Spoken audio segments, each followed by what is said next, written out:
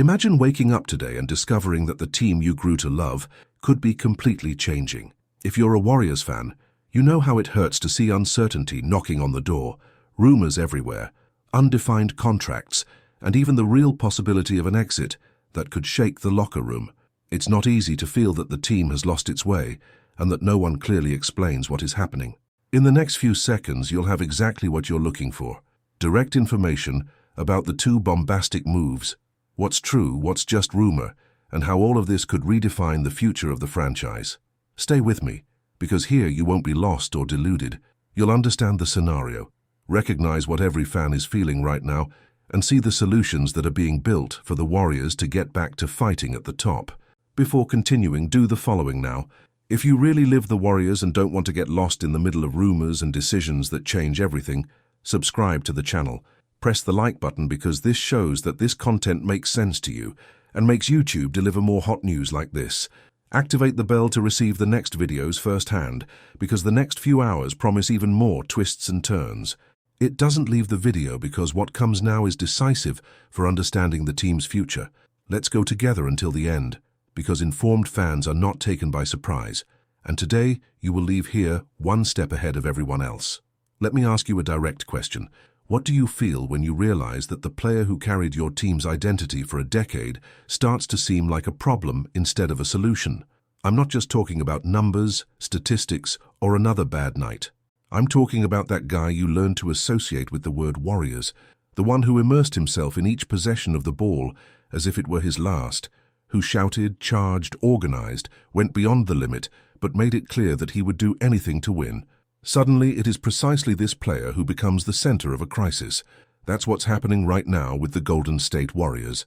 When you look at the slate and see 15-15, it doesn't look like the team that revolutionized the NBA. It doesn't match the standard of excellence that the franchise has built. It's not just an average campaign. It's an uncomfortable mirror showing that something profound is out of place. And this time, you can't pretend that it's just a bad phase because the problem is no longer just tactical or physical. He became emotional, he became institutional, and he has a first and last name, Draymond Green. The scene against the Orlando Magic exposes this in a way that no press conference can erase. Instead of another heated discussion that ends in reconciliation, what we saw was a rupture. A player who always sold the idea of "I'm with the team until the end" decided to leave the court, leave his teammates, cross the tunnel, and leave while the game was still going on. It wasn't just an impulsive gesture.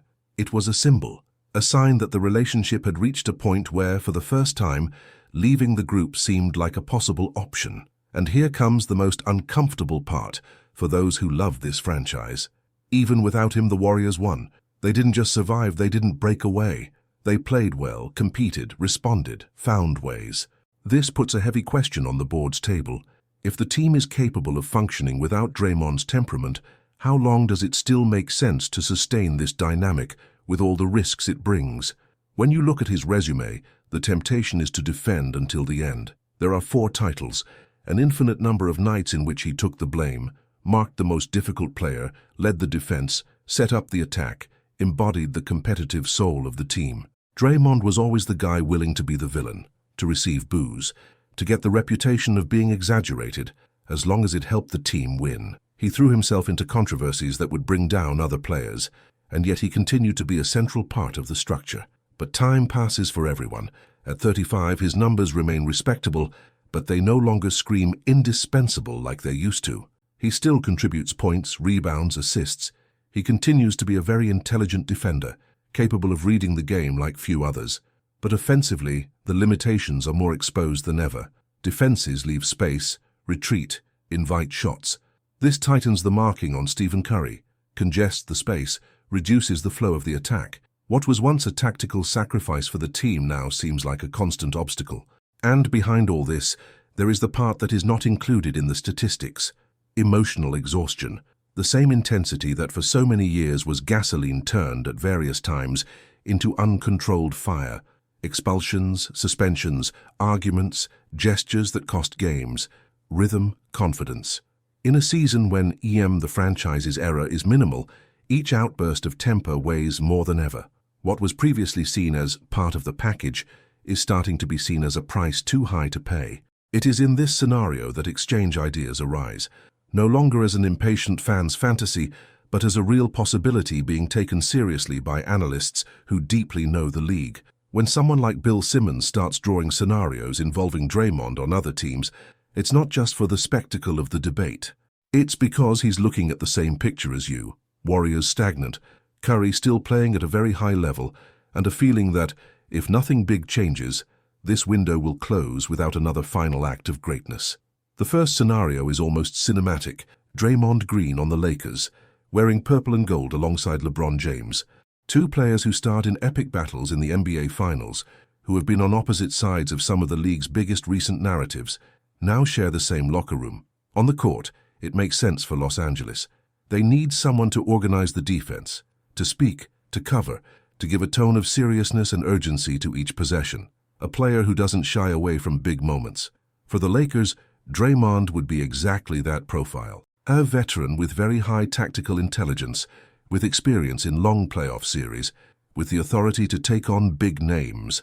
In return, who could go to Golden State? One name that appears strongly is Rui Hachimura, a younger winger entering his physical prime, with a more complete offensive arsenal, capable of scoring in different ways, of spacing the court, and offering exactly the type of versatility that fits alongside Curry. Now, think about it from the Warriors' perspective. Instead of a veteran with a history of confrontations, you now have a player who does not carry the same emotional weight within the franchise, who does not bring this trail of controversy, but who delivers scoring, size, the ability to mark more than one position. In a system with a lot of movement, cuts and passes, a winger like Hachimura could flourish even more. He doesn't need to dominate the ball to be useful. He doesn't interfere with spacing, and he can still grow defensively in an environment with high standards of demand.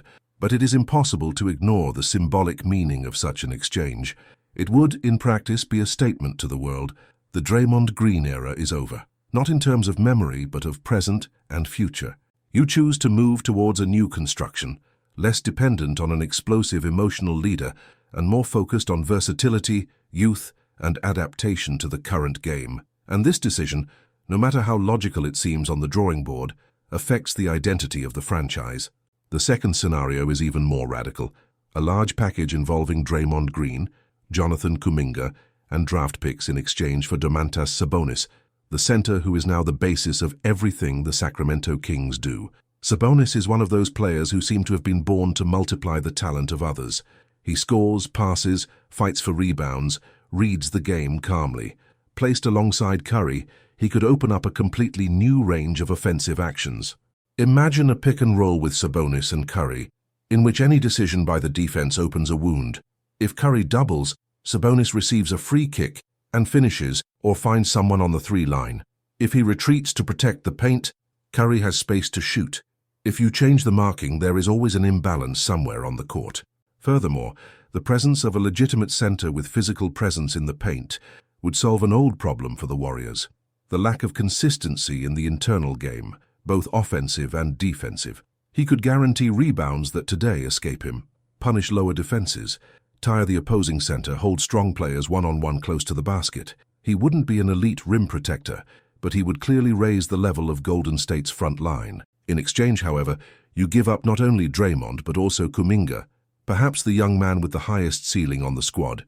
It's betting all your chips on the now, almost like saying, let's squeeze every last drop out of what's left of the Curry era, whatever the cost.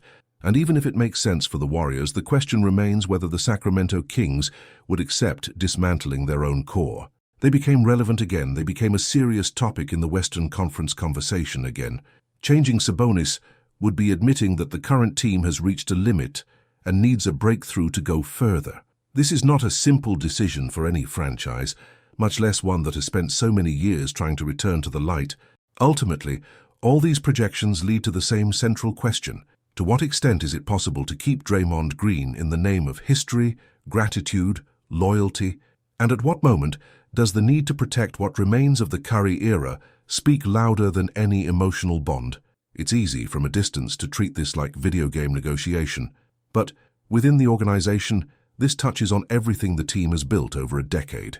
Draymond wasn't just a good player within a brilliant system. He was the symbol of a game and character proposal. He was the one who took on the less glamorous tasks, who clashed with opponents, referees, and even his own teammates to keep the competitive standard up there. For a long time he represented the voice that did not accept accommodation. He was a centerpiece in decisive moments that most people remember only for Curry or Clay's shots, but that only existed because someone did the heavy lifting first. But there is a point at which the weight of that same personality begins to take a heavy toll. A franchise cannot live forever in a state of maximum tension, and Curry, at 37, has no time to waste. He still plays at an MVP level. He's still capable of changing games practically single-handedly. He's still the face of an entire generation. Letting these last years pass amid average campaigns would, in a way, be a lack of respect for everything he delivered. That's why this discussion about Draymond goes far beyond liking or disliking the player. It's a dilemma about what kind of team the Warriors want to be going forward. Continue betting on a nucleus that seems emotionally exhausted, trying once again to adjust rotations, speeches, internal promises, or accept that what worked brilliantly for so long now needs to give way to another format, with other names, other flavors. Perhaps in the short term, the most likely outcome is reconciliation. Green and Kerr talk, the atmosphere drops, the group closes, the season continues. It wouldn't be the first time that this nucleus has gone through a strong storm and appears on the other side, saying that it has become even more united.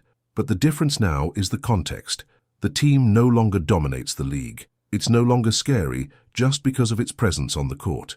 It no longer has the same margin for error as it did when it was clearly the target to be hit. Every wasted game, every public crisis, every outburst of temper, every defeat due to lack of focus weighs with another gravity when you know the clock is ticking. And that watch isn't Draymond's, it's Stephen Curry's. It's that of a coach who has seen and experienced everything with this group. It's that of a franchise that needs to decide whether it wants to cling to the past or whether it's willing to face the emotional cost of change. If you've been following the Warriors for years, it's natural to feel a lump in your throat when imagining Draymond Green in another jersey. It's strange, almost unfair. At the same time, if you look coldly at what is happening on the court and behind the scenes, it is also difficult to deny that something needs to be done. The team is stopped at an intersection, and they can't stay there forever. A choice will have to be made. Ultimately, the story of Draymond and the Warriors is, in large part, a story about how far loyalty can go without turning into stubbornness, about the extent to which it is possible to honor the past without sacrificing the future. And perhaps the episode against the Orlando Magic will be remembered in the future not just as a bad day, but as the moment when the franchise realized that it could no longer continue on autopilot. Meanwhile, you continue watching, following every rumor, every discussion, every analysis, trying to piece together the puzzle of what lies ahead. Because whatever the decision, one thing is certain. When the soul of a dynasty reaches that breaking point, any next step has the potential to redefine not just one team, but the league's entire recent history. And that's exactly what makes everything so tense, so uncomfortable, and at the same time, impossible to ignore. This is where everything comes together. We are not facing another market rumor, but a watershed moment. Every decision made from now on could end an entire era or open another before our eyes. The Golden State Warriors no longer have the luxury of making mistakes. Either this core is truly reborn, with profound changes and the courage to face the consequences, or we will see the dynasty that marked a generation say goodbye without warning. And you, who followed each title, each final, each night of overcoming, know that we are at the most sensitive point in this story. When the base shakes, either the team rebuilds stronger or it collapses. The next few weeks will not bring timid answers. They will bring decisions that affect idols, legacy, and everything that this shield represents. Get ready. The next chapter will not be silent. Now, if you want to follow every update, every negotiation, every twist involving the Warriors, don't leave it for later. Go directly to the Golden State Warriors News Today playlist, which will be in the pinned comment. That's where you'll find the sequel to this soap opera, the complete analysis etas, and all the hot news from the team. Click, follow, and stay on the front line of this historic moment.